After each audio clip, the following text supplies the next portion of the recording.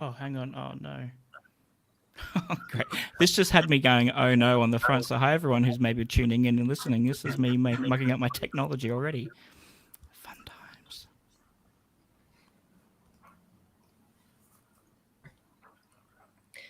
In the spirit of reconciliation, we acknowledge the traditional custodians of country throughout Australia and their connections to land, sea, and community.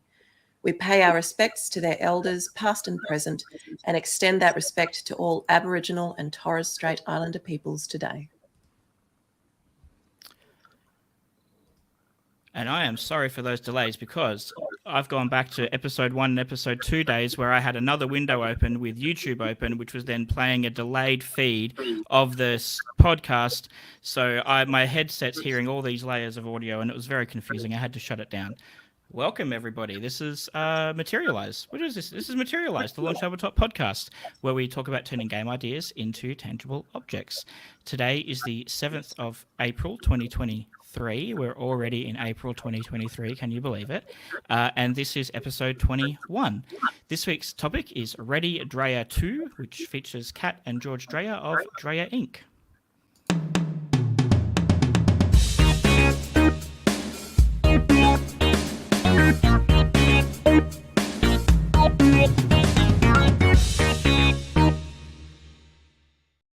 Well, what a delightful start to the episode with me talking over the video, saying, "Oh no, it didn't work." For those, I'm gonna whinge about this right away. We use a system which lets us record local recordings of each of the video feeds. So in the future, if we wanted to cut something out, we have a better quality one. And for some reason, I forgot to press that button, so we're not getting local recordings today. Anyway, hello. I don't know how to pronounce your name. I'm going to go with Zoe. Zoe? Pretty sure it's Zoe, yeah. Hello, Zoe. Howdy dowdy. Howdy dowdy, is that what it said? Maybe. I'm all flustered already. We're like 30 seconds in and I'm like completely off the rails with this thing. So let's try and bring some sense to it and say, hello, Kate. How are you? I'm good. And confirmation, yeah, Zoe works. Excellent. I'm good. It's Good Friday. It's been raining all day, which is a bit crappy for a public holiday, but there were hot cross buns and I have some mint tea. So, you know, very I'm going to have a nap later and that's going to be great. Quality. At least you get public holidays for Easter. That you don't get them over there? My company lets me take off on Friday, but that's by far not universal. No, yeah, I was like, oh, hey friends, let's do stuff over the long weekend. And they're like, the what? And I'm like, what? Wow. We visited the US when I was young in 1994, and it was over an Easter period, and we were shocked at the lack of like stuff that we were used to in Australia. So like the supermarkets just didn't have Easter eggs and things. Like it was like it might have changed now, but like back then it was like we're used to like aisles of like chocolate options, and there was like a little tiny section maybe, and it wasn't real Easter eggs. There were like these other weird things that we hadn't All really I seen. want is an Easter egg, you know, the ones the size of your head, but a dark chocolate one. Yep. And the only ones I can find are like gourmet specialist $60 ones or something. Excuse that cat. Hi, Loki. Hi, Loki. At least he can't reach the camera with his bum. That's why it's there. Yeah. Anyway, well, so, this is probably a good segue to actually say hi to you. Hi, Kat and George. Welcome to the show. Thank you. So, Kat and George are both from Drayer Ink. Drayer Ink is a two-person game design studio currently based in Portland, Oregon, and it's very important that I say Oregon, I learnt. There are many Portlands. There are many Portlands. I found out I think there's a Melbourne in the US, like somewhere in... Undoubtedly. Yeah. But they pronounce it Melbourne. Oh, yeah. Okay, let's just acknowledge that Americans can't say some Australian words, and that's fine. In fact, Melbourne probably isn't even an Australian word. It's probably in English. Like it could probably Brisbane. Wasn't it a Lord, like Lord Melbourne or something? Yeah. I don't know. What's that thing that starts with C? Colonialism. Yeah. Yay. Which also leads to like I've lived in 3 cities along the eastern coast of Australia, and there's the same suburb is like in each, like the same name suburbs is like in each one, but they're like totally different places. Fun. So, Drayer Ink, you have been designing games since 2021, although individually I think you've been doing it earlier. You were telling us before the show, so we'll get into that later, a bit about your history. But as Drayer Ink, it's been since 2020? 2020, yep. Okay, cool. That's right. And Kat, you're from Wellington, it looks like, or from New Zealand anyway? Wellington, New Zealand, yep. Wonderful. And I believe, George, you're not from Wellington, New Zealand. Correct. I am from New Jersey. But it's not his fault. In the States, yes. I've heard New Jersey's really lovely, though. Like, it's actually really Have you? beautiful.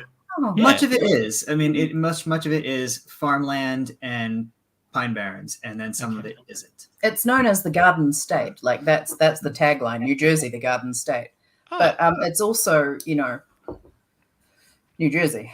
Yes, we're known Maybe- for beaches and for toxic waste.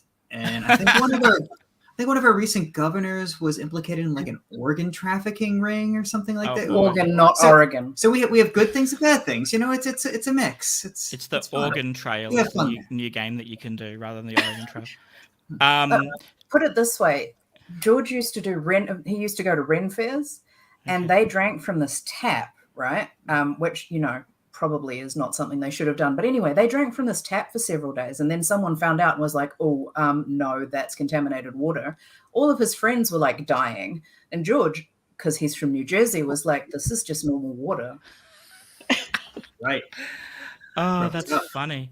Well, there's a couple of there's at least one photographer who I follow on YouTube who is from New Jersey and has shown like some of his photos are stunning of like the area, and I have a feeling some celebrity from 30 Rock.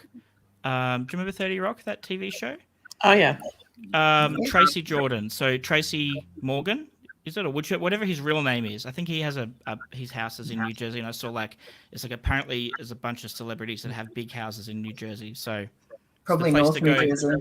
yeah, maybe it's just a good real estate price if you want to buy a mansion. Who knows? Oh, it's cheaper than in New York, that's why. Cool. So we might actually move into some actual game design related questions. Alan's just sent And- the messages. Yeah, I just saw that. So we may be joined by Alan as well. So we'll see what happens. Oh, hang on. We've got a comment from Zoe. Let's pull that up. I only ever hear Jersey referred to in an ambiguous and derogatory fashion that I assume I'd only get if I had lived there. Probably from Yeah. inhabitants, I'm guessing. Is it just a New York snobbery thing? Like they just because I feel like it's New Yorkers that make a lot of the jokes. So I mean, it's when I was growing up. I don't know if these numbers are still accurate, but I think it had like the highest population density in the States.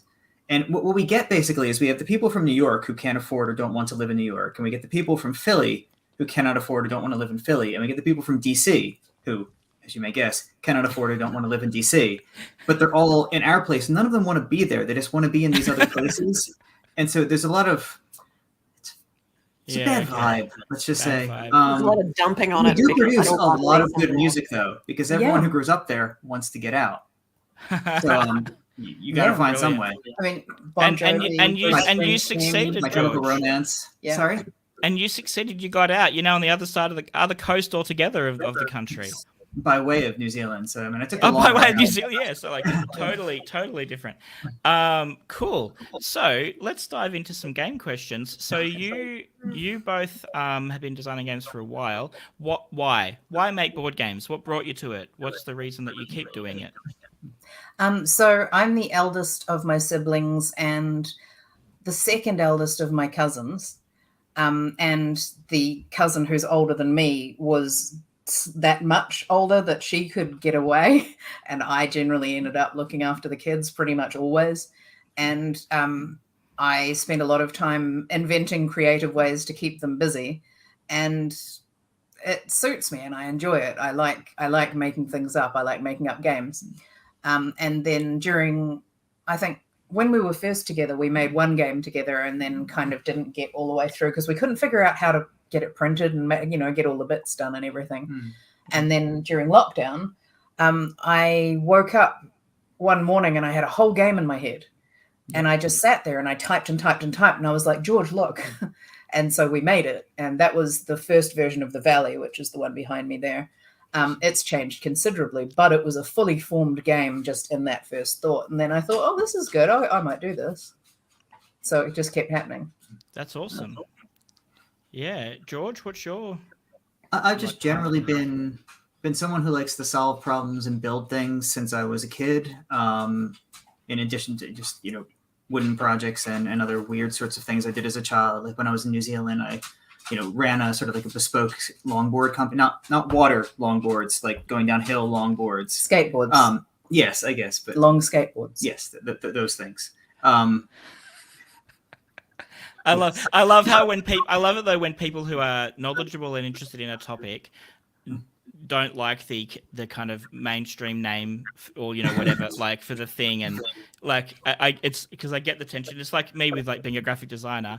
I've had to really just learn over the years that people call typefaces fonts, and you just got to accept it, even though that's not even right. And even a digital font, if you want to be really particular, isn't even a true font either. Like as in it goes down in the weeds, of like what's what. So I empathize with that. Yeah, it's like a skateboard, but not like a skateboard. Well, a skateboard's the short one, and the longboard, which are the downhill ones, they're not skateboards officially, but everyone will call them skateboards. There's this debate as to whether there's a debate, but whether a slalom board, which is actually often the size of a short board or maybe slightly shorter, is in the longboard category. Or I mean, you opened this. I know. I was like, and are we going to talk this about hot dogs being sandwiches next? Because this could. No, that's not true. That's a very What's short the board conversation. that that famous Korean YouTuber or Instagrammer likes to dance around in? What do you call that one? Oh, the wiggly one. Yeah, not the wiggly. She basically just she makes it look very effortless, where she's kind of just strolling around in this big, super long board. That's dancing. Yeah, that's a longboard. That style okay, is that's dancing, a longboard. Yeah. We know some people who do that as well. Yeah, longboards are normally about 40 inches long. 37 and more, I'd say, probably is what most of them are. This is a very Anyway, so no, one of the things I like about just to frame this, what we're really doing here is we may be appearing to talk about something unrelated to board games, but what we're actually doing is Kat is very good at posting on social media. Is anything can be a game design prompt or idea. So like really, we're just feeding other people to start working on their longboard board game. Longboard is a board game. Oh, this is like writing itself. This game. Oh, that's where I was going all along. Yeah. Oh, you're like 3 steps ahead of me then, Alan. And by the way, welcome, Alan. Hi, Alan. Welcome. Hi, Alan. Hi. You would be very interested then, if you are considering making a game about longboards, to know that on George's Tumblr, he explains how he makes his skateboard lasagna in order to actually create. It's Kat's turn, not mine. But I love it. I sense it's going towards power tools now. Alan, you're up. Yeah. Yeah, I literally was late because I was reclaiming our front door entrance. So we're from the orcs. Who are you reclaiming it from? Who'd taken it over? Well, we took it down because the idea was it was going to go.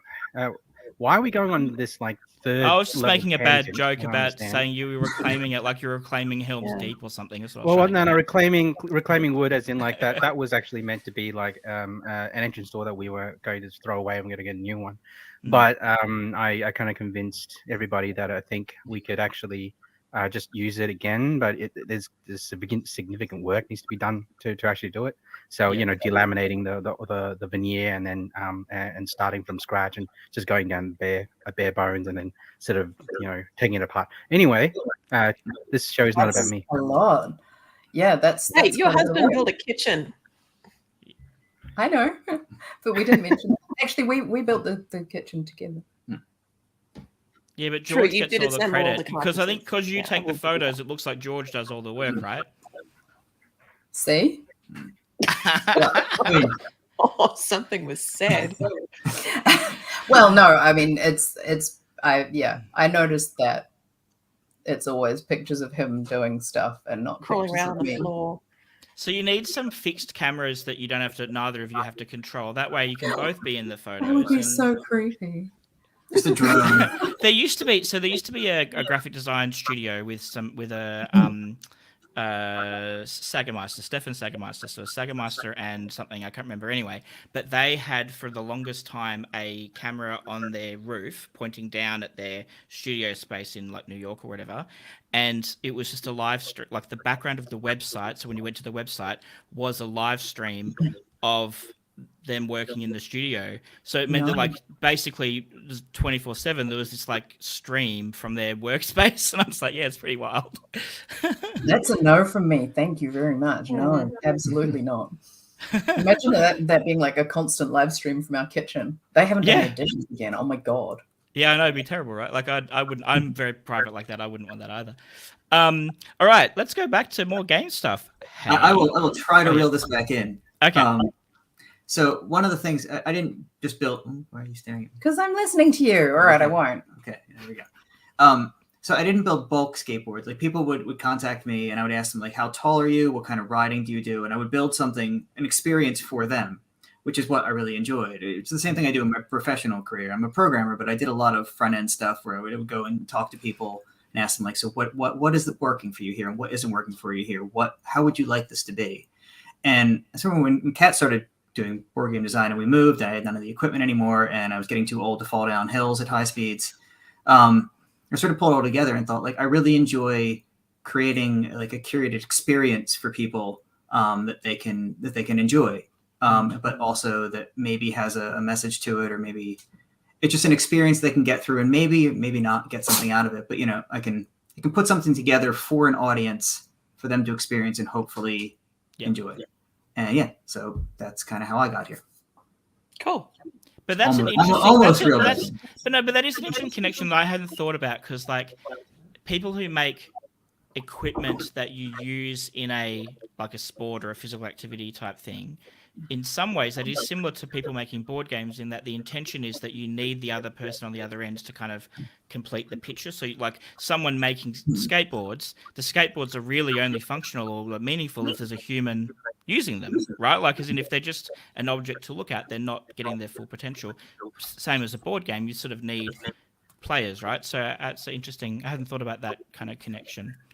Yeah, as in the idea that board games are sort of akin to tools in that sense, rather than strictly products in their own right, longboards. Yeah, I know, but I was saying skateboards so that more people understood what we were talking about.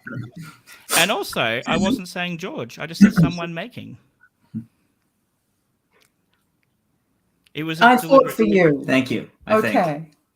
I do love the handwritten notes, though. I didn't see all of it, but I saw the start of your maple syrup episode yesterday. Oh, that was so funny. Putting up the, I only caught the first 10 or 15 minutes, but yeah, it's good. We don't both have logins, so I wasn't able to run it. I had to just do my own title cards by hand. So I did my best. We might as well just bring that up right now. Kat is one of the hosts, co-hosts. I don't know what your official title is. Of Maple Syrup, which we'll just put up the thing here. So this is Maple Syrup's YouTube channel, just youtube.com/user/maple syrup, MEEPLESYRUP. And Maple Syrup is, I'm going to say, one of the premier game design podcast discussion channels. Like it's been around for quite a while, and you often have really good content on there. And like interesting guests and stuff. And I know I used to listen to it. I haven't listened to it as much in the last few years because in general I'm not listening to as much. But I know that earlier on when I was starting game design, like there was like Maple Syrup, there was like Ludology, and so like there's this kind of like there's the game design roundtable at the time as well. So there's a few kind of like ones that I would listen to and learn from. So you now help host that, which is great. How long have you been doing that for? It's a huge honor. I was lucky enough to be invited to join the show as a co-host in November last year. So I'm very new, but I've been working with Sen, who's basically been mentoring me as a friend for quite a long time. And when the other hosts were no longer able to commit to Maple Syrup because of all the things that happen in lives, I was the one that was invited to join, so that was pretty cool, considering that I'm not published. And most of the other hosts have been such high caliber. It's a huge honor. I've certainly really enjoyed watching you and hearing how you do stuff. So I think you're doing a great job. Just want to give you a bit of encouragement there.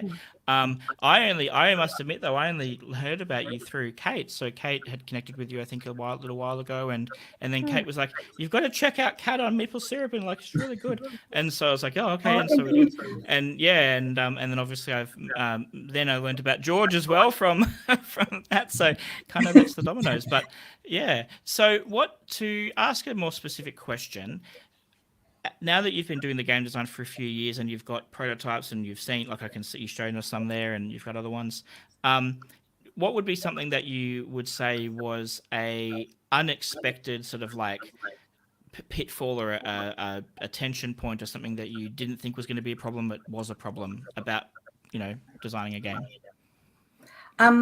For me, actually, the thing that was least expected was how much more difficult it was to send files to a real publisher than it is to do them on print and plays. And I'm just going to take this opportunity to display Brambleton, which I know several of you are reasonably familiar with, because this is the prototype that I was able to print through Launch Tabletop.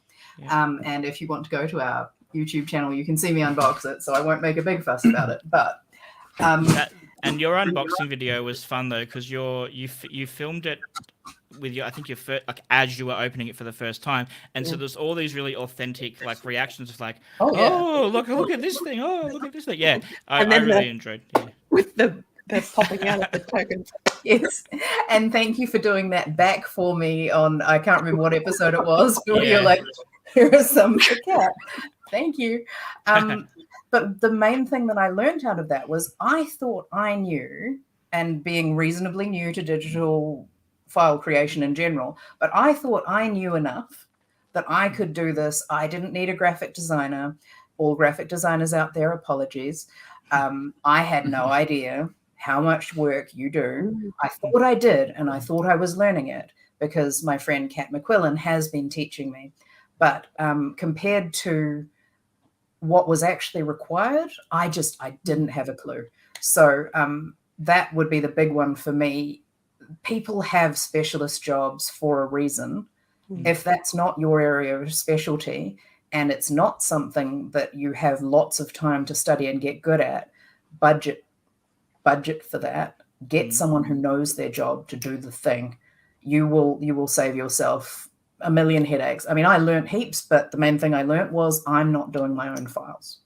And you mean specifically for sending to a printer, like a manufacturer? Yeah, for getting it manufactured. So when we're doing our own ones, I will be getting that done by someone who knows what they're doing to save everyone trouble, because it's not fair on the other end for them to be coming back and going technical issue and me going, oh. I want to touch back on you mentioning that you're sending the game to publishers, right? So yes, so I meant manufacturers in that case. Manufacturers, right.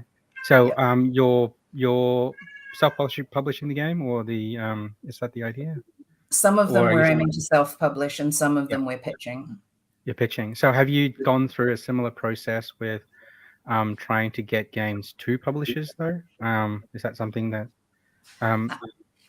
in what sense? Do you mean have I submitted prototypes? Have I pitched? So the thing I was trying to sort of steer the conversation towards was, as a publisher, we've had different levels of people pitching to us previously, right? And the most common one is somebody says, I've got a game idea, I'm going to write an email about what it's about, and maybe send me a like a Word document, and then say, figure out how to play this, right? Oh, that's horrible. I'm sorry. We get that pretty much like 3 to 5 every week. And then people started to wisen up a little bit to say, all right, well, instead, I'm going to send you a YouTube video of me playing with my friends to show you how that's done, so that you don't have to, figure it out all on your own.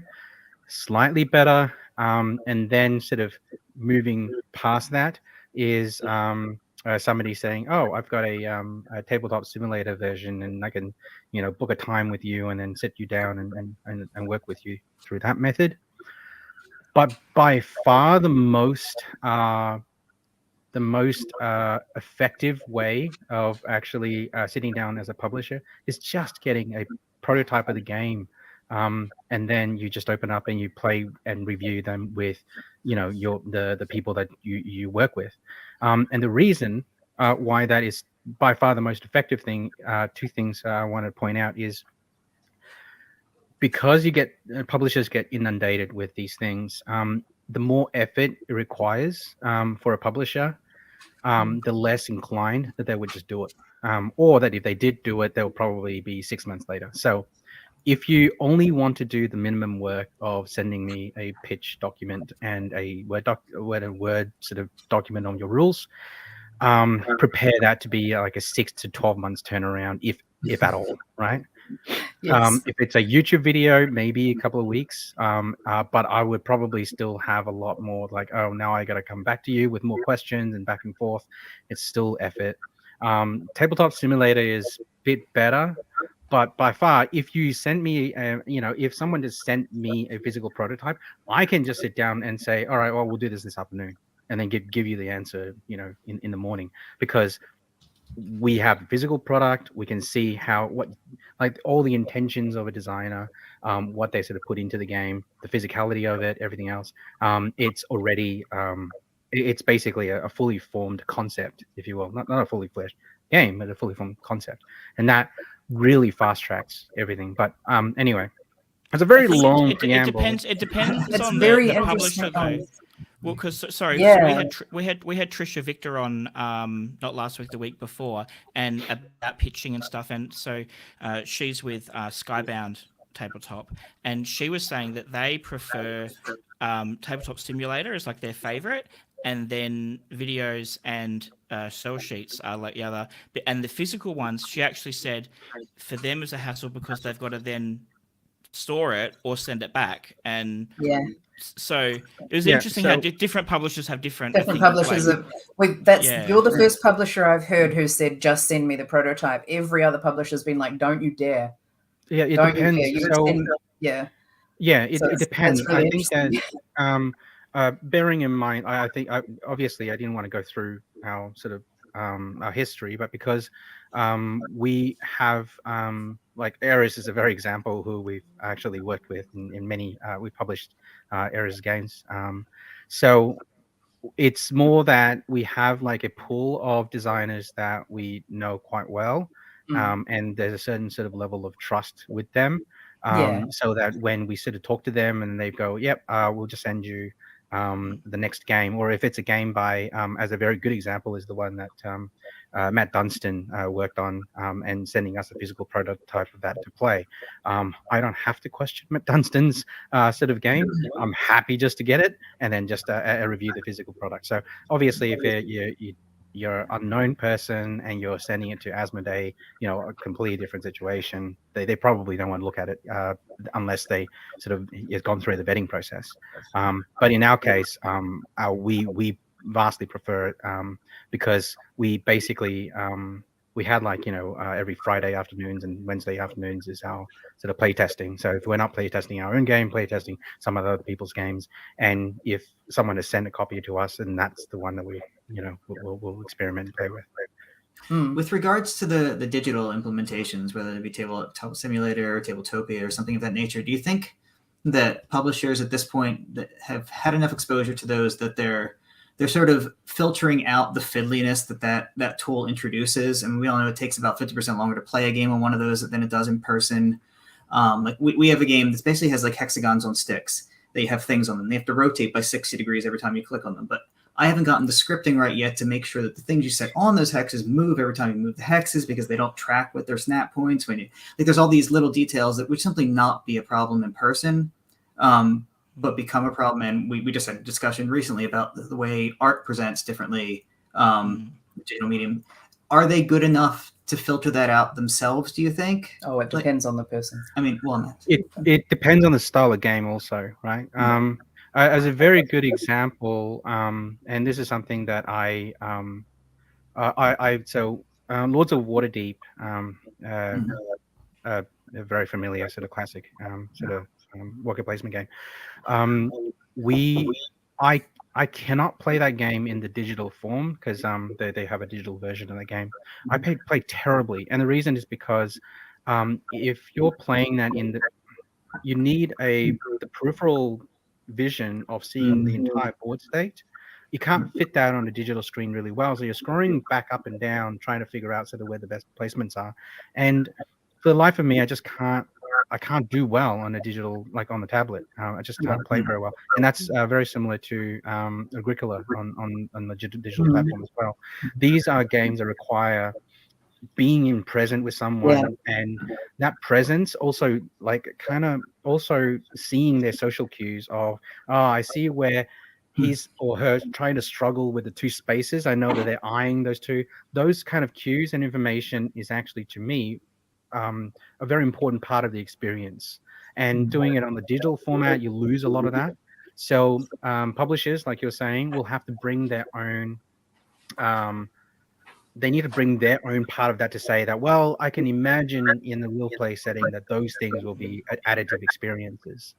But in fairness, I think that this is something that, I recently they were talking about things like Zoom meetings and Wired, like even, us talking in this sort of virtual framework is actually incredibly draining because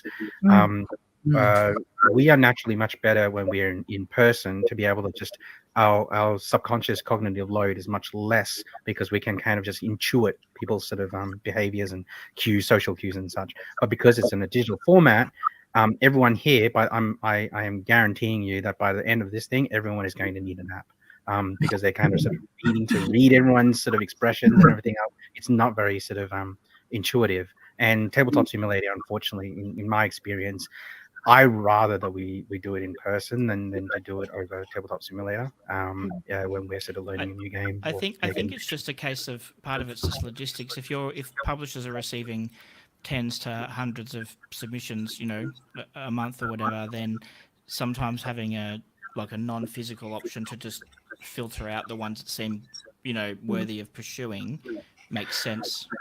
But I just go with what they ask for, honestly. Yeah, I agree. I feel like, Alan, we may be going down a big rabbit hole that isn't. Sorry, yeah, I apologize. I just want to finish on that point. Is that, yeah, I'll just quickly mention one thing is that if I'm reviewing a game physically or on Tabletop Simulator, it's taking the same amount of time. Okay. Because you're spending an hour on Tabletop Simulator, or you're physically playing the game. But as you know, these days we don't have everyone in the same room. Like, even our team is all spread over multiple, cities and locations. So, I think there is pros and cons to all options, right? But I agree with you in principle. Physical is the best for everything. I definitely prefer playing board games with cardboard like on a table than any other way. It's prohibitive for indie designers, though. If you think that even a simple Wii game like this, which is the one George was just talking about, that's like $40 to generate, 40 US. So that's I think about 60 Australian to make one, and then there's the postage. I can't afford to just send that out. I can't afford to send one out. I certainly can't afford to send multiple copies out. So there's that aspect as well. Whereas if we've got it on TTS or something like that, and we have it on TTP, and then they can see, and if they like it, then we can carry on with it. But I'm also going to a bunch of conventions because we're lucky enough to, one, be in the US, and two, be able to afford just to send me to several conventions with these prototypes and make meetings with people and show them and test them and all of those sorts of things. But honestly, it's out of reach of many designers who are just not going to get the game back to be able to send physical copies out. So I completely understand it's better for the publisher, but I would be establishing that relationship first and making sure I understood what was happening with the game and when I was getting it back, or if I was getting it back. Because generally I've been told if you send your prototype in, assume you're not getting it back. Yeah. That's a big load. Yeah, and so the I guess the takeaway that I just want to say, I know I mentioned before, but I think the takeaway is if you are wanting to submit games to publishers, check any of their information on their website or contact their contact email or whatever and go, what is your process? What do you prefer? And then you can go from there, and they can tell you what they want. So It's you funny mentioned, though, because this was all actually triggered by me accidentally saying publisher instead of manufacturer. So, I know. It was a bit of a tangent. I meant manufacturers sending files to manufacturers. So Yeah. So you mentioned that you're obviously lucky enough to go to conventions and all that kind of stuff. And I know for me, the conventions I've been to in Australia have been monumentally important for my journey as a game designer, both in terms of getting playtesting done. I met Alan at a convention, like in person. That's how we got my first game signed, was because we met, he was able to play it, and we went from there. And the friendship building, like networking, but like in a not as sleazy a way, just like making contacts and friends and people in a the business industry. way, and what and it's it's about. definitely been important. So like with you now being in the US, not in New Zealand, do you have has that I guess time and budget allowance increased, so you are trying to get to more conventions? More conventions, or do you find that you still need to they're not all worth going to? You need to kind of pick and choose which ones are the best fit for your... I don't know, because we've been I have diabetes, I have asthma, there's a pandemic, it's not over. I've had to just be very locked down to protect myself, Jason, and in order to keep myself safe, I haven't been running around and going to lots of different conventions, but also there's the cost of all of the travel and everything else. So it's hard when you haven't lived in the US to understand how big it is. You have to fly. I mean, Australians will get this to a certain extent. It looks like it's, there's this town and this town and it's all good, but actually you have to fly like 7 hours to get there. And that's 7 hours in a tube with a bunch of people who probably haven't washed their hands. So I guarantee it. Exactly. So the risk levels are very high. So I am putting myself through this now because it's time for us to start getting our games out there. But we had originally expected that we were actually going to start our first Kickstarter at the end of 2020. And that did not happen. And we're hoping to get it started at the end of 2023.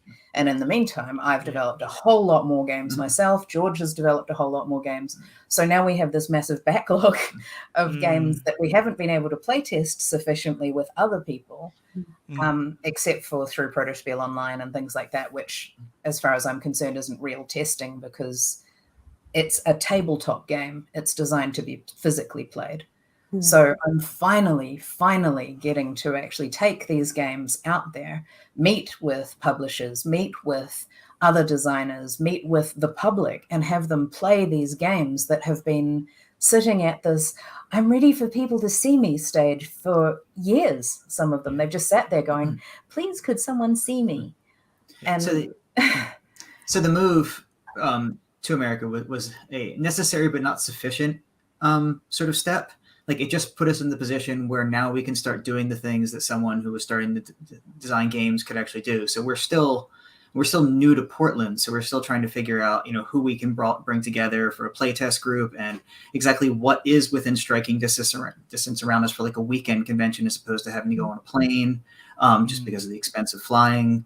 There's all these sitters. Yes. One of the reasons Kat's going solo to most of these is that pet sitters are expensive. And we have 3 pets. And so I'm staying home for a lot of them, not all of them. Some of the big ones I'm getting out to, but it just logistically, you need to make these sort of compromises when you're putting all the money out and none of it's coming in. And we're not selling anything at any of these conventions. Exactly. That's what I'm saying. Yeah. These aren't conventions where we have a booth.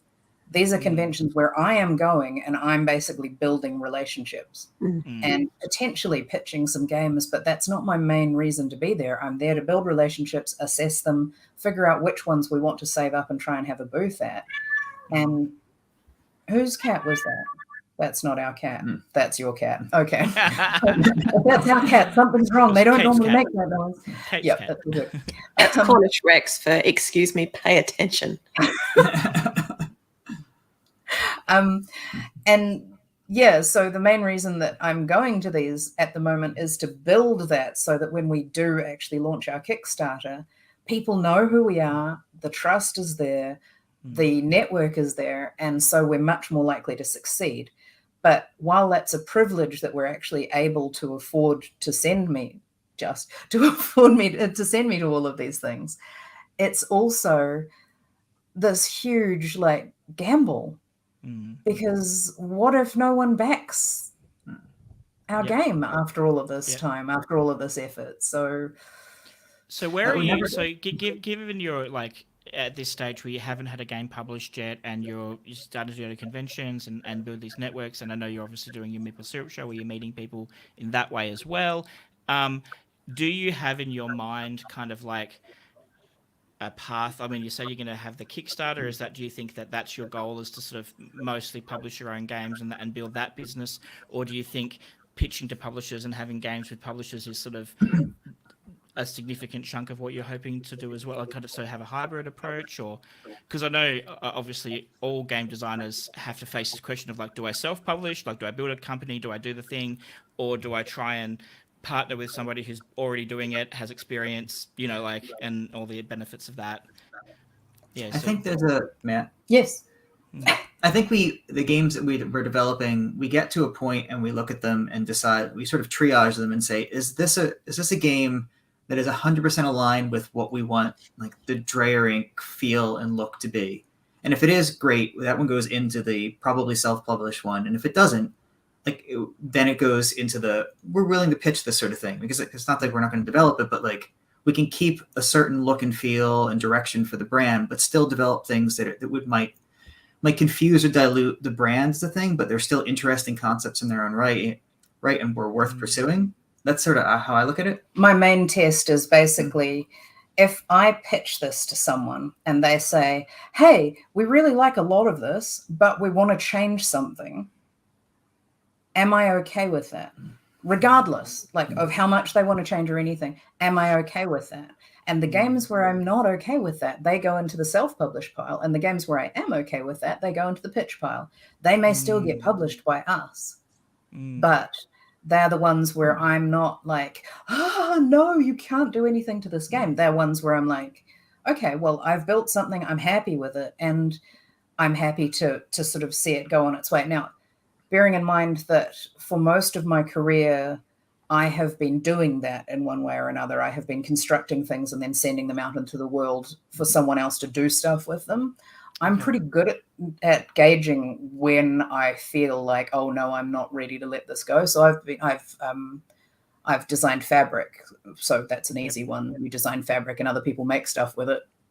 Off it goes. I've made coloring books, I've made earrings, I've made all kinds of things. I've also worked in IT, so I've helped build something and expected it to work a particular way and sent it out into the world, and then found that it did not, or that it wasn't used the way it was supposed to, or all of those things. And you have to decide whether you're going to be like, oh no, I have to be all over this and make sure it's exactly this, or like, off you go, live your best life. And that was so something we don't have many games. Sorry. Yeah. No, I interrupted you there, and there's a delay in the thing, so yeah. I was just going to say, we now don't we're going to have games that we're holding on to. Yeah. Like that we absolutely won't release. But out of those, I think the primary ones would be the Valley and the one that we're looking at doing, kickstarting later on this year, which is BubbleNet. So I know that publishers would like that, because there are a lot of really interesting things about it. It's not terribly expensive. It's mechanically interesting, but those are all reasons to keep it too. Well, I know we had Matt Dunstan on the show a few weeks ago, and he doesn't self-publish. He's got some that him and a partner have done. They've got I think it's called Postmark Games, where they do print and plays and stuff. But the vast majority of his games he's pitching and giving to publishers. And the question of like, well, how do you handle like them making changes? And his sort of like, his mentality is like, well, once I've signed it over, it's not really mine anymore. Like, they will do their thing. And he has a certain like ability to kind of emotionally disconnect. And and it was what you were saying, it resonates with me, because like what the ones I've worked on with Alan, like I was very Alan and Alana kept me in the loop, and we were very kind of in working close together to get the games where we were both happy with it. Like they were very communicative. But there is also a part of me that thinks, oh, maybe having a different attitude and just going, oh no, once I've, if a publisher picks it up, I can just let it go and let them do things. And if it turns out with changes that maybe I wouldn't have done, just go, well, that's okay. Like that's what it is now. But I think it's yeah. I'm open to all different kinds of collaborative relationships in regards to these different games. There are just some where I'm just like, no. So for example, Brambleton, I feel like I've done a lot of work on that, but I think that having an artist like, say, Beth Sobel, if you're watching, Beth, hi, for example, would make it amazing. I mean, I don't really draw fluffy things very well. I'm more of an insects and bugs and, all those are the same, insects and fish and all mushrooms, those sorts of things. Yeah. I love drawing those things with like hard lines. I'm not really a fluffy things person. So having someone who knows how to do fluffy things is probably good. And then if I look at the component list, I'm pretty sure that an experienced publisher could help pare that down, which would also potentially change the gameplay. And I'm cool with that. But if they tried to do that with the Valley, I'm like, no, everything in here has a reason to be there. I have worked on this game for 5 years. Don't touch it. Or whatever. It's not 5 years, but it feels like it. I think how I'm managing that. Pandemic years. The way I'm trying to manage that, because anything you create, you're going to have a certain amount of anxiety around letting someone else touch it. I've sort of used it as a constraint to direct how I design things, and I'm trying to build everything I want a person to get out of a game purely into the mechanics. Not that I don't start with a theme, because I have at least one game that's purely abstract, but I try to think about it as if you ripped off the images I have on this and put something else on top, would someone still walk away having the experience I want them to? And if I can manage that, then I'm perfectly happy with someone else taking it. And however it turns out, I think it will be somewhat true to what I do. And if you change the mechanics, the way the game works, well, then you published a different game and paid me for it. And that's fine too. I mean, most of the games I've made, I've finished making them. Okay. So once I've finished making them, I'm good with that. It's one of the reasons that cooking is a bit of a challenge for me sometimes, because if I put a lot of effort into cooking, I've finished the meal before it's time to eat it, and I don't want to eat it anymore. I feel like that. Like, I've finished this. This is for you. So that's a good question about how do you know it's finished? Because I know for me, one of my, I'm going to say weaknesses as a creator, but I'm not unique in this, is none of my designs are ever finished. Like, there's always work I think I can do, and that's meant that there's been games that, okay, well, there's one that I had with Alan and it was signed with Rule and Make for probably like 2 or 3 years, and we ended up not publishing it. And because basically I was never happy with where the game, like, it was never ready to kind of properly hand over and let them run with. And so like, that's a weakness in that sense, but at the same time, like, there's a certain level of like, I try and improve. But how do you have any kind of like personal kind of metric or system where you're like, okay, this one's ready, I'm stopping on this one, moving on to something else? Or how do you work that out? I have ADHD. Oh, there you go. I can tell. I've finished with this game. This game is finished. And when I pick it up again, I'm like, hi. I don't connect to it anymore. Our relationship has run its course. There's nothing, I mean, I can keep working on it, but I don't need to. Whereas the ones that are pushing at my head, those are the ones that I have to work on. And some of them, they stop just after the minimum viable prototype stage. Sometimes they have finished. Sometimes they get 3 or 4 prototypes in and they've finished. They're done. That's all there is for that game. And sometimes they're still there after years and years, and they still want me to keep working on them. And they're the ones that get out and get played. And then sometimes, again, they get played for a bit and then they're finished. And some of them are actually ready to go. Some of them are ready to be pitched, and those are the ones that I'm pitching, because we're still friends, but, we're not in love anymore. Yeah, it's For an me, interesting. That's an interesting way to frame it, like a relationship. I don't think I do that. They're much. I don't know. My conception is maybe more utilitarian. It's like, oh, this mechanic isn't quite working right, or this balance. It's the Oh, there's all reward that is, as well. But yeah. how do I know that Yeah. it's finished? Yeah, it's for you. It's like an emotional It's not kind of that like thing. Yeah. No, just that it's an attention thing. Oh, just Yeah, attention. Okay. my attention is elsewhere.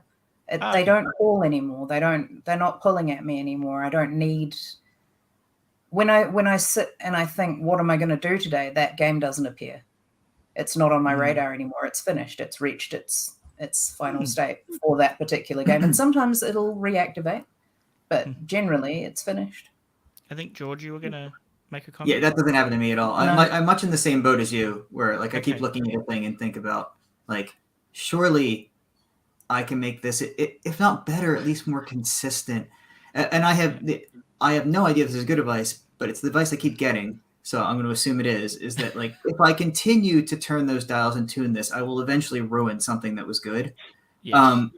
And that I should just be paying attention to the people who are playing the game, and if they're happy, then it's probably good. Like if they're consistently happy, they're getting something like the experience they're supposed to, and they're all thumbs up, then maybe I should take my hands off of it, which I do not like. No, want to keep poking, want to keep turning dials, but that's what I've been told. What I can do in that, then have a reset point so that you can go, okay, that's too much. We'll just.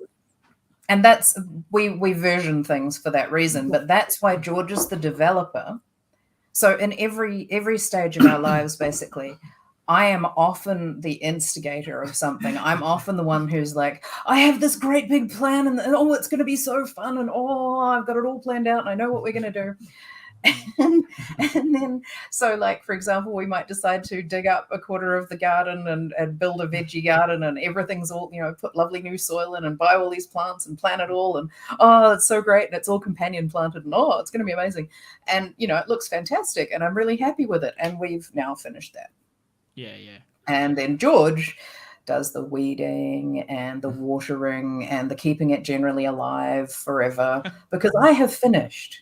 The game's over. The project is complete. I have delivered. Garden exists. I apologize. I have to interrupt.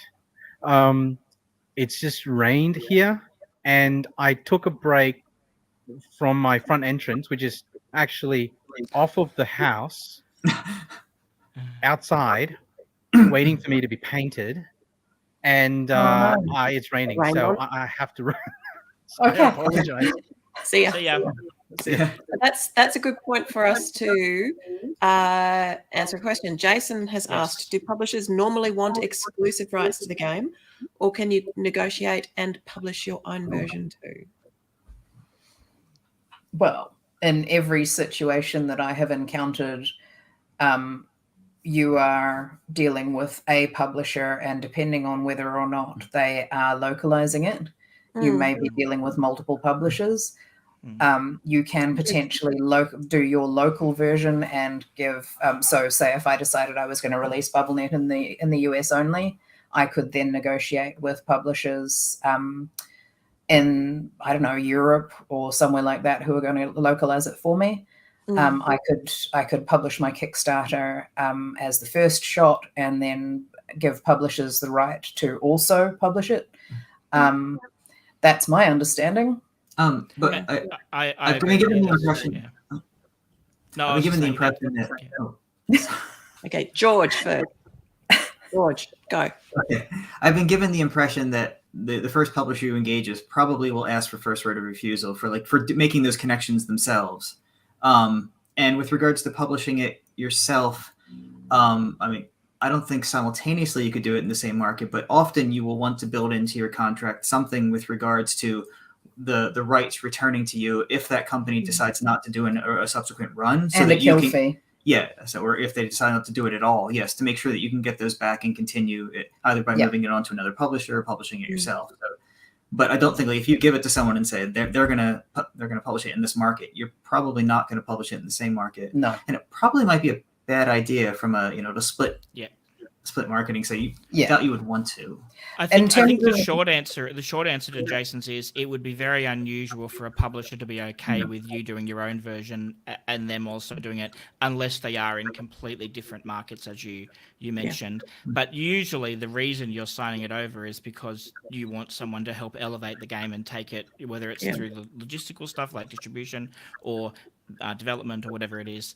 And as you said, but the thing is, just read your contract and put into the contract if you do want a clause that says, oh, okay, if you've not done anything with this game in 3 years, like there's been no print runs done or no whatever metric you want to use to kind of check it, then I get the rights back to have it. Then you put you should always have that in your contract, that it reverts to you after the run if they don't renegotiate anyway, like regardless. And you should also have a kill fee. If people aren't familiar with that, as I understand what that is you sign over the rights for a limited period, and if they don't publish it, because often publishers take years to actually do it, you receive a fee that compensates you for them having held on to something that you could have been printing. So the other grey area, and you might have some experience with this, Kat and George, and be able to answer it, is when you pitch a game to a publisher, do you then not pitch it to other people, or is there generally an understanding that they know you're going to be pitching it to a variety of people at once, and it's sort of like whoever gets back to you first? So you need to be clear about that. Yeah. When you're pitching to a publisher, you need to be saying, I am pitching this to multiple people. Yes. You are one of those people. If you would like me to stop pitching it to others, you need to enter into the next stage of the process with me. So generally the advice that I've been given is, when you are talking to a publisher, you ask them, what do you want from me now? What are we going to agree in this meeting? Where's it going to go? And what should I expect as the next steps? Those are really important things for us. Yeah. And generally, if you're speaking to more than one, sorry. No, sorry. Kate's sending me messages, but I can't type because my setup is janky as. So I was just saying to Kate, yes, Kate. That's all. Sorry. Yes. Very not helpful for anyone listening to the show. Not helpful for you. It's very poor podcasting technique. I'm sorry. That if a number of them want prototypes, they're generally amenable to you either to being given those prototypes at the end of the weekend, so you can bring that to each publisher and demonstrate your game, or possibly with an agreement like, when I get home I'm going to mail you one. These are not uncommon things to do, but yeah, you would expect to not just be at a given, like you go to a con, not to just be pitching to one person, and I think the people you're pitching to would generally understand that. Yes. Yeah. The other thing that can happen, but is really important to negotiate again, is you can ask a publisher when they've finished with a prototype to send it to the next publisher, but be really careful, because some publishers will be really offended at that. So that's part of building a relationship with a publisher. Anyway, I think it's time for the next phase. Yeah, we will. But before we do that, one of the things, and this is a shameless plug for Launch Tabletop, but one of the things that happened to me is so I pitched my game at an Australian convention to a publisher, and they wanted to get a copy. So I sent them a copy through, I made a game on the Launch Lab, had Launch Lab send them the prototype, or the prototype version. But it did make me realize that I think this is going to be my method going forward, is rather than having prototypes at home that I'm sending to people, I put them up on Launch Lab, and if I'm pitching to a publisher and they say, oh, can you send us a copy, I'll just put an order through Launch Lab and get it sent. And it still costed me that $40-50 or whatever it costs for the thing, which I've got to manage the budget on. But in terms of the stress, it's way lower, because it's all getting handled by the actual manufacturing and postage is getting handled by someone else. So that's definitely a change in my process since the company, since joining the company and seeing how it works. So yeah. That's one of the things that we do, but the thing with the Game Crafter is, while that's great, it's laser cut, because for us Launch Lab is not as affordable with the postage. It's really a big deal to be sending. So unless our publishers are in Australia, we would probably use Game Crafter. And the thing is, they're all laser cut, and so I prefer to actually have them sent. We ship from China, not from Australia. Oh yes, sorry, but you're based in Australia, so Well, strictly speaking, we're based in It's Hong Kong. half. It's Oh, it is, okay. it's All right. it's a confusing. It happens to be that the Well, front it's facing. Shepparton. Most of our front facing staff are Australian, but the headquarters okay. headquarters is in Hong Kong, manufacturing's in China. Okay. Yeah. But still, it's not in Wisconsin or wherever it is. That the price Yeah, is different. if I was in the US, then I absolutely would be looking at those other alternatives and going, okay, do they make more sense for this project? Yeah. So, but you're saying the laser cut creates that's an issue, is it, or something? It Yeah. leaves soot. Yeah. Okay.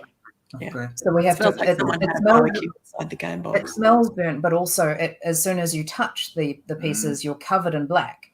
So I'm not prepared to, regardless of whether or not they're used to that, I'm not prepared to send that to publishers as their experience of my game. So I order a copy and clean it before I'd be willing to actually. So I've got cleaned copies that I bring with me to conventions.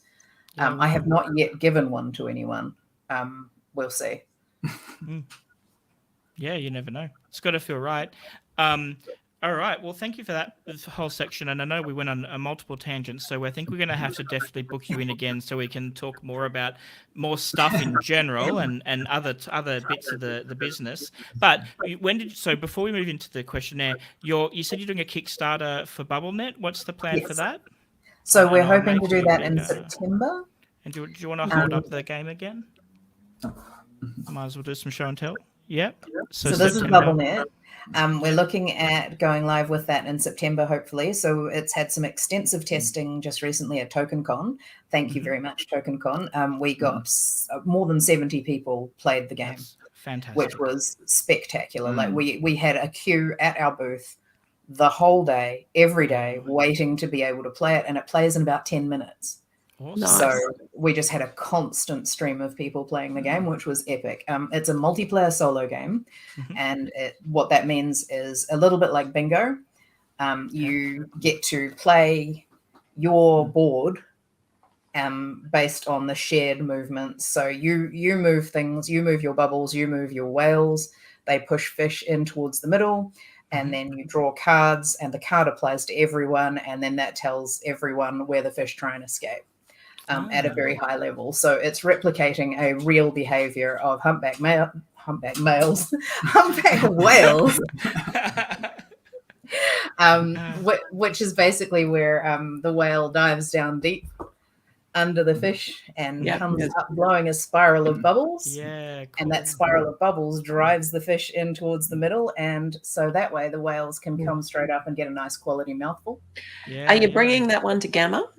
I sure am. Excellent. I'd like to play that. I think that'd be fun. Yes, it is fun, and it's really easy. And what's cool about it is everyone. I'll introduce you to Trisha, and we can have a game together. I've actually just booked with Trisha. That's really funny. Nice. That's why I was like, that's hilarious. So yeah, that would be mint. Cool. Yeah. Very cool. All right, let's move. What's on to next? the questionnaire. So we have our world famous Materialise questionnaire. These are 5 questions that will define how the rest of the world perceives you and judges you from going forward. So just keep that in mind when you're answering, that this is very high stakes. All right, question 1. Are you more of a heart, a diamond, a club, or a spade? I think a spade. Because you you're like always, building because you're always things? being made to work in the garden and get the I weeds mean, out. probably, but I don't know. It's always I've always identified with the spade, which is a really weird thing to say. It's a cool like graphic. Like I like the shape of it. I think it's cool. Yeah. Yes. It's and there's Ace of Spades. I mean, Ace of Spades. Yeah. There you go. I mean, Yeah. What about you, Kat? Club. Cool. Any rationale? Bit of a blend. Yeah. I'm not a heart. I'm not a diamond. I'm not a spade. That means something else as well. I'm not that. But a bit of brute force. I don't know what's happening over here. I think it's cat related. Hopefully it's not about to be a disastrous cat related situation. Second cat has joined us. All right, question 2. Dinosaurs who are pirates or robots who are ghosts? I mean, I think it has to be dinosaurs who are powered. I'm not sure what a ghost robot's going to do. I mean, it's going to feel so ineffectual. Like if Ghost in the Machine. I think I've seen this question before. Yeah. So yeah, dinosaurs. I mean, they have so many. They'd be so good at it. I think. Not if they're T-Rexes. Yeah, I'm sure they could pull the rope. They could pull the ropes. I mean, if they have to it's not like they're dinosaurs who are Vikings, where they have to pull the oars with their little hands. That would be so difficult. We haven't specified the craft, and I mean, I'm sure climbing the rigging. It's not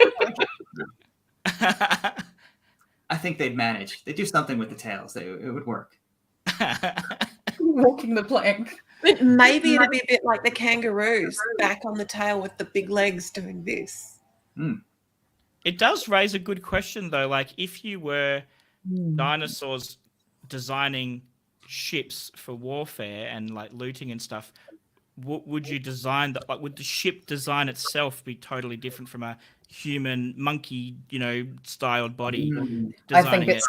Yeah, I mean, also there would be, probably marine dinosaurs involved slightly more. But I think it would be closer to a Flintstones car. Fair enough. No rigging. And I just see all these tiny cranakins, they're reeling in the sails and Stegosaurus, with the tail. I just like the idea that you could have tall dinosaurs, and you mentioned T-Rex before. That could be one of them, who actually are more like lookouts. So because they're just physically taller, they can see. Just top heavy. Top heavy, yeah. All right. Question number 3 is favorite snack or drink when playing a tabletop game. I mean, coffee is the right answer to every question of this nature, regardless of time of day. But given you have to make coffee. Snapple, if you're listening, I'm open to sponsorships. Diet Peach. Yeah, I use a lot of your product. I can be a whore for you. It's fine. I will wear those little caps on my head. We've got a Snapple shill among us. That's right. I will do what is necessary. Send help. Yeah. Send yeah. Snapple, I think, is the actual message. Yes. Yeah. Generally water, although I have recently developed an obsession with sparkling water, flavored sparkling water. So bubbly, if you're watching. Another sponsor. Awesome. Send some to your girl. Fantastic. In terms of snack, anything I can eat with chopsticks. So, and nothing that leaves residual deposits on the game, because no. So no Cheetos then? Absolutely not. No. I love cheese balls though, but with chopsticks, because it's hilarious so long as you don't drop it on the game. I am so terrible at using chopsticks that would be the game We'll itself. get you some of the training ones that they give to kids Thanks. that have the hinge. I have some in my drawer here from when Alex was very small. We had Thomas the Tank Engine one. Peanut M&Ms are hilarious with chopsticks as well, because they're just slippery enough that every now and then one of them goes, chong! They're pretty ideal as snack food. Yes. Yeah. I saw a video of a game that was, and I think I saw Sen was the person in the video doing it. I don't think it was Sen's design, but it was a board game with this idea where you had chopsticks and you were trying to pick up little different pieces of tokens or food or whatever. But it was like a real-time thing, so it was like you're competing with other people to do it quickly. Yeah, it looked really interesting, but I can't remember the name of the game. Ow. Is that it? Oh, was it Steam Up? Was it I don't Steam know. Up? It was probably about 4 or 5 years ago I saw the video. Oh, no, so it it was wasn't This just came out. like, I think I know what it was actually. Yeah. I haven't played that one, but was it Junkard? no, it wasn't Junkard? Junkard. It wasn't. No, I haven't played It wasn't. Junkard. Sen was playing it at a convention. Like there was a video of him on somewhere No, playing it, I but have, he wasn't the designer. Yeah. No, okay, so it's not Junkard. But But no, it was- I remember. I have memories of this. But The cool thing was taking that idea of the dexterity skill of using the chopsticks to pick up all these things and then it was just a really interesting. Okay, we're keeping you up. So desperate for that nap. It's just, because I'm not allowed to have caffeine anymore, so I can't go and get a hit of coffee. It's just. Well, we've just done a back-to-back, actually. We were just in a an hour-long Zoom with Joe Slack. Oh, Yeah, just like Joe Slack. Yeah, I was suddenly like, no, that's not his surname. It is though. talking about game design and stuff, and then it's pretty much like, oh, straight into this. So yeah, it's going to be nap time. Well, let's move on to question 4 then. Question 4 is cards or dice? Is this even a question? Yeah, It's it is cards. apparently. It's cards. Oh, good. This is for so many. How long do we have? Can we? About 2 minutes. 30 seconds. Okay. The thing I love about cards is that they're random, but because it's a randomness that decreases over the course of the game. Because if you know what's in the deck, only if you're not putting the cards back in the deck, though, right? But then you know what goes back in. I mean, I suppose if you're shuffling everything from the discard back in, but like most of these mechanisms, you can selectively put things back in. There is increasing agency as you move through while still maintaining randomness. It's the perfect way to increase a feeling of knowledge of what's going on. so he doesn't really have any opinion on that one. No, most of all of my games. Would a dice pool functionally do the same thing? Like, where if you're removing dice from the pool, then you're reducing down that. No, option? because the individual dice, like, if you roll a die 10 times, there's no connection statistically between those. But if you draw 10 cards, I agree with you 100% on that. Yeah. I was just thinking, though, you could still incorporate that feeling that you were saying about the options, like the curve changing of like the the potential options with a dice pool, because the dice are just 600 cards. Cat says no. Math says no. What do you mean, Matt? If you've got 100 dice that you start Because with, the die itself is still the randomness. So it doesn't matter if you roll 100 dice or if you roll 1 die. well, it does if Compared they've got. to the cards, like the card has one option. The die always has its 6 or whatever it is options. But die don't need to be just standard D6 though, right? Like you can have dice with different combinations. yeah, of I can see a faces. situation. Anyway, where you- I just think there is a way to get that feeling with dice. That's all. I'm now defending dice. I don't know why. I don't normally like dice in a game very much in general. I mean, I like playing with dice, but I have recently started purchasing dice. I was gonna say, I think I saw you Because post some photos or something. Yeah. This is new. Normally, I would automatically be cards because I've been playing cards all my life since I was a wee kid, and dice have always just been that incidental extra thing, like it's a roll and move, kind of vibe. But I'm trying to give TTRPGs a chance. So if you're in Portland and you want to play a TTRPG with me with great patience, I will do it. And I do love dice. It's just when you put them up against cards for as a tool in games, I don't feel there's like the card is so much more versatile and offers you so many so much more agency and so many more ways to. I don't know, we can go on. This is a good question actually, because it shows you how you don't know people. Because I just assumed he would have picked dice because he's got so many dice. I think dice are older historically, like, because they were around thousands of years before cards were.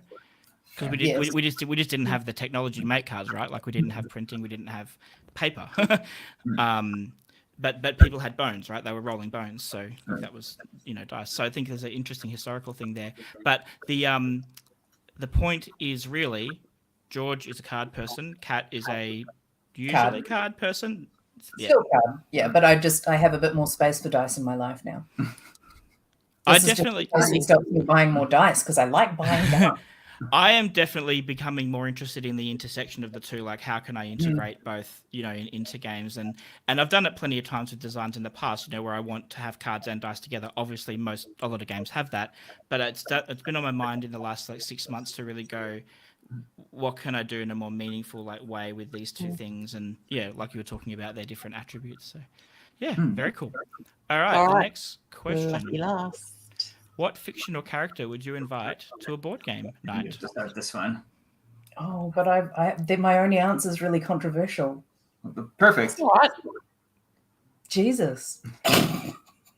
Okay. Cool. You're the first person to say that. Yeah. Well, because you just want to have a lot of wine, and not have to pay for it. I don't drink, so that's not an issue. No, I just think that it would be really interesting to play a take that game with someone who claims they're not like that. I don't know. He got pretty cranky with the Pharisees and the moneylenders. Flip the tables. That. Yeah. Well, but I just think it would be interesting to see someone who's sort of, I'm so. Oh. and I then love be the like, By the way, I love the implication here that Jesus is a fictional character. I find that Well hilarious. done. That I was think the I think controversial that's part. gonna that's the controversial part. I think. That was the controversial part. Yes. Yeah. Oh, that's funny. Staunch atheist. Sorry. Yeah. Mm. I went through it down a rabbit hole a few months ago of like the historicity of Jesus and like whether there is historical backup, and I was actually surprised at how many secular people, like as in secular scholars, that say there probably was an actual person. Yes, not like the stories that we have, but like that there physically was a person like that. Yeah, it's which is interesting. Whereas like whereas Moses, there's less like evidence for a historical person like Moses existing. So yeah, it's just interesting. Anyway, Not- that's a Not in my ancient history studies, but sure. yeah. Well, I went down a rabbit hole and there was multiple things. And anyway, it doesn't matter. And I don't think it's that life changing for me.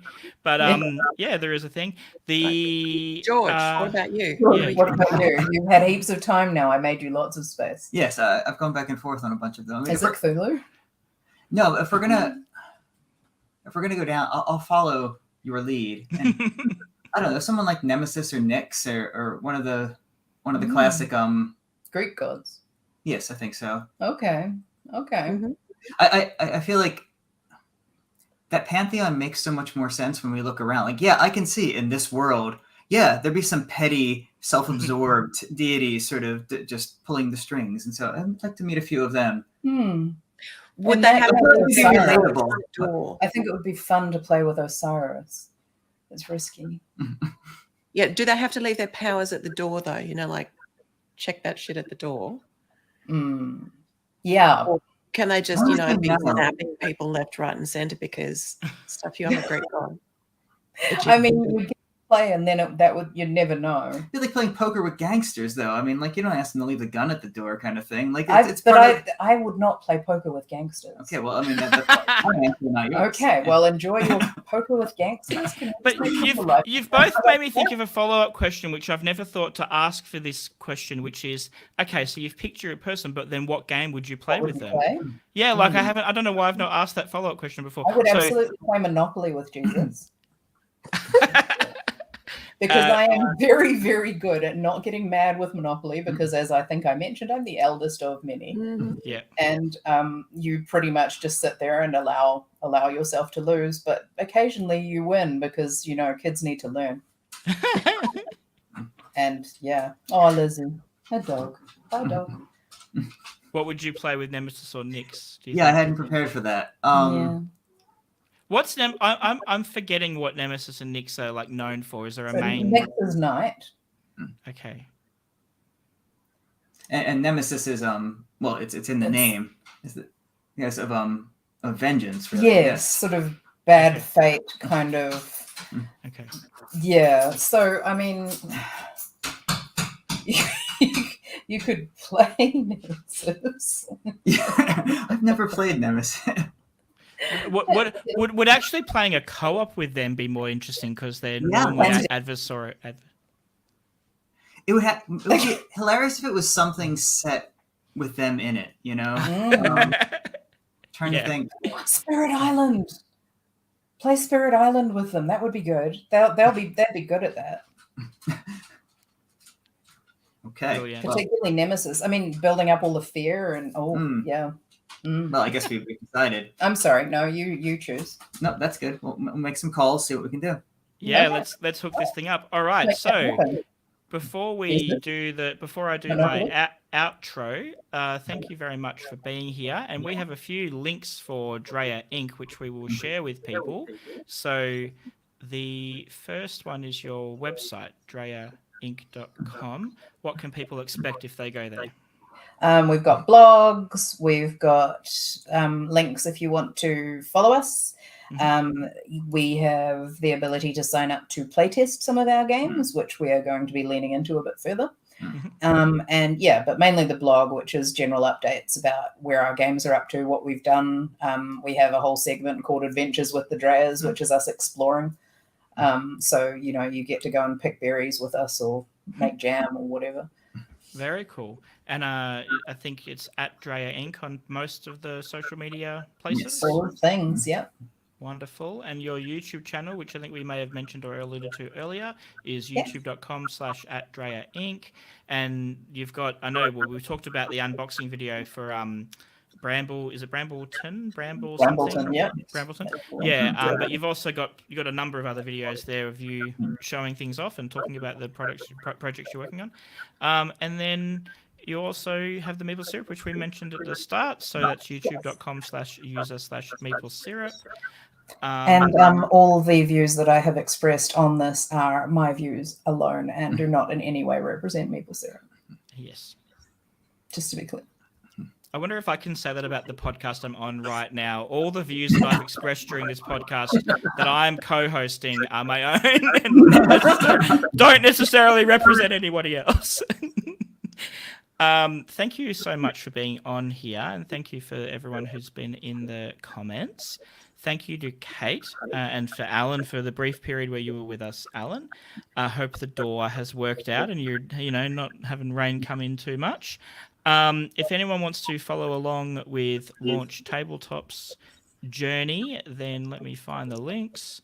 You can head to our website, which is launchtabletop.com. Let me just change this view and put me up. Oh, wrong person. Oh, I don't know how to do technology. There we go. Now this will work. So we've got launchtabletop.com if you want to just see our website and sign up for Launch Lab. Launch Lab is our print-on-demand board game manufacturing service. And if you are interested in checking that out, then you can use the code Materialise, Materialise, at checkout and get 20% off your next order. That's before shipping, though. It doesn't include shipping.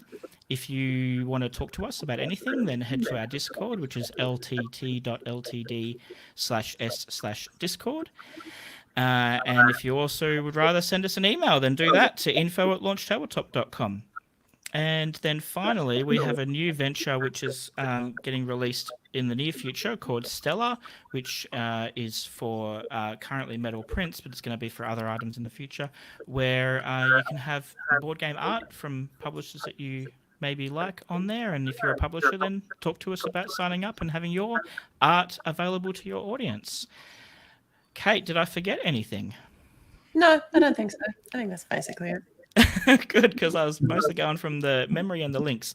Again, thank you to everyone who has been with us. Thank you so much, Kat and George. I will definitely be trying to book you on for in the future, and we'll maybe closer to when you're in September when you're doing your Kickstarter, we can have you back on and just see what the situation's for BubbleNet.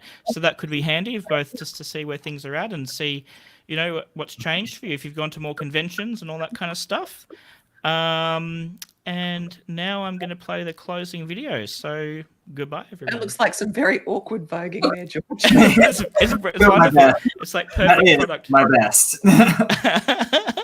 Cool. Thanks, everyone. Thanks, everyone. Bye. Bye.